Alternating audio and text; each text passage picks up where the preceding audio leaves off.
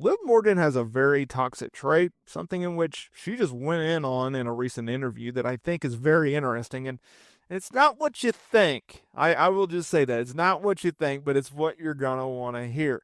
Liv Morgan, her breakout year was 2024. She fully embraced her heel persona after returning at the Royal Rumble in January and became a top star in WWE. Her reign as a women's world champion was one of the most impressive of all year. Think about it. She feuded with Becky Lynch, okay, before Becky went into a feud with Rhea Ripley at WrestleMania. Then coming out of WrestleMania, she injured Rhea Ripley, causing Rhea to vacate the women's world title, and then went into a feud with Becky, ultimately beating Becky for the women's world title, and then beating her 2 nights later on Monday Night Raw, still inside of a steel cage. We still have not seen Becky Lynch since then, okay? And that was led to a resurgence in Liv Morgan's career, and it was an impressive run throughout the year. Think about it. She infiltrated the Judgment Day. She stole Dirty Dominant Mysterio away from Rhea Ripley, and then had basically a 6-month, 8-month long title feud with Rhea Ripley, and most of that, which Rhea wasn't even on television. All right. And I understand that Liv Morgan is no longer the women's champion. Obviously, she dropped the women's world title to Rhea Ripley on the Raw on Netflix premiere episode. And that was the right call. She had the title for such a long period of time. And Rhea, she needed to get her comeuppance. She needed to get her revenge and ultimately taking back the championship. That's what they did. I'm happy about it. I'm more than happy about it. I think that was the right call to make. All right. Now, let's shift focus, because Liv Morgan, she has now been turned into a tag team player with Raquel Rodriguez on Monday Night Raw. And I think that's really a smart move by WWE. Now, with that being said, Liv Morgan, she doesn't have any time to necessarily focus on getting back to the women's world title, but she does have time to appear on Eric LeGrand's A Cup of Believe podcast. What an interesting name. Where she was asked whether or not she prefers being a heel or a babyface. Now, the former women's world champion revealed that she naturally gravitates towards the heels, calling it her toxic trait. Additionally, she said that she loves feeling of getting under the skins of fans and riling them up much more than them cheering her, which is actually interesting. This is what she had to say, and I think y'all find this interesting. I think I gravitate towards bad guys, maybe naturally. I just feel like there's a reason for everything, a reason for behavior.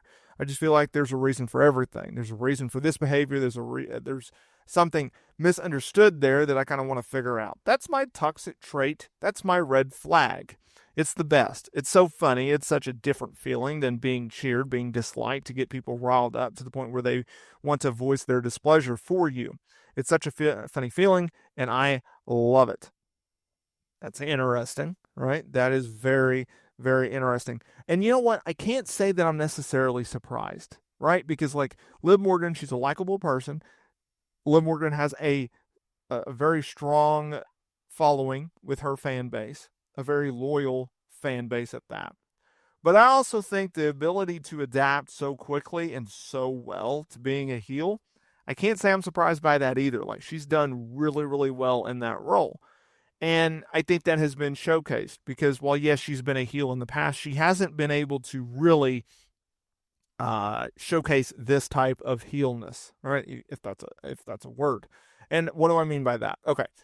You know how you always hear wrestlers like Steve Austin famously talks about this. The Rock talks about this. Roman Reigns put this on display recently, where it's, don't try to be someone that you're not. Try to be yourself with the volume turned up.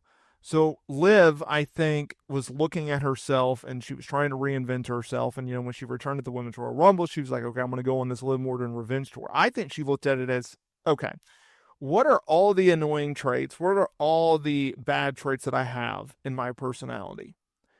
What can I do to turn those up and turn that into a character, right? Like, okay, I can be over the top sometimes. I can be really annoying sometimes. The way I speak and my mannerisms, how I do things here and there, it can come across as negative or not in good taste or in a bad light. How could you get more heel heat than taking a woman's man from her, right? Like, and then injuring them and taking their title and literally taking everything from them, right? Like, that was the basis, that was the core of Liv Morgan's character arc. And I think it was beautiful that she did that. And you also have to go and you have to look at the fact that her rise in WWE was marked by resilience, fan support, and captivating journey. If you go through the list of things that she's been able to accomplish in WWE, think about it. So she started in NXT in 2014, joined the main roster in 2017 as part of the Riot Squad with Ruby Riott and Sarah Logan. Now, the Riot Squad, well, they quickly gained the reputation for their rebellious and unpredictable nature, becoming a popular faction within the WWE fan base. Now, after the Riot Squad disbanded, Morgan embarked on a singles career showcasing her unique blend of athleticism, charisma, and determination. She was able to win the fans over by doing so because she had this underdog type spirit, and she's a very relatable person, earning their support. Now, in 2020, things started to click for Liv Morgan because her hard work paid off when she won the women's Money in the Bank ladder match, earning herself a championship opportunity. She successfully cashed in the contract later that night to win the SmackDown Women's title, marking a significant milestone in her career. Liv Morgan's championship reign was met with great enthusiasm from the fans who were thrilled to see her achieve her dreams. Okay? Now, she ultimately lost that title, but you get what I'm saying, right? If you look at her character development, she has evolved this character over time, showcasing a versatility and in-depth in her performances, right? So, a few different takeaways. Her dedication and passion, which has led to a fan base who has those same characteristics. Her relatability and authenticity has resonated with fans, only making her get over even more. And she has a spirit of never giving up and chasing your dreams, even if you have to do it at the cost of others, right? So Liv Morgan's rise in WWE is a testament to her hard work, dedication, and connection with the fan base. Those three areas is what got her to the point where she is now. She's overcome challenges and setbacks to achieve championship success and become a prominent figure in the women's division. Make no mistake about it, she is a main event player right now.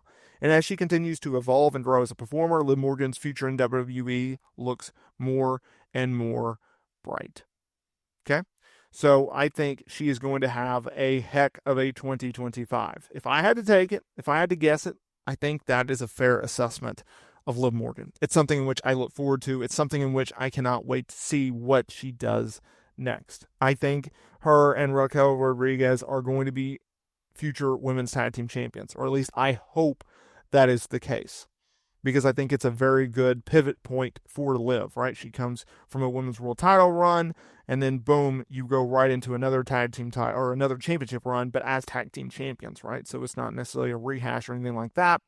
Lyra Valkyria is doing a phenomenal job as the women's IC champion. No real reason for Liv to go and get that title. It also helps Raquel get over even more. So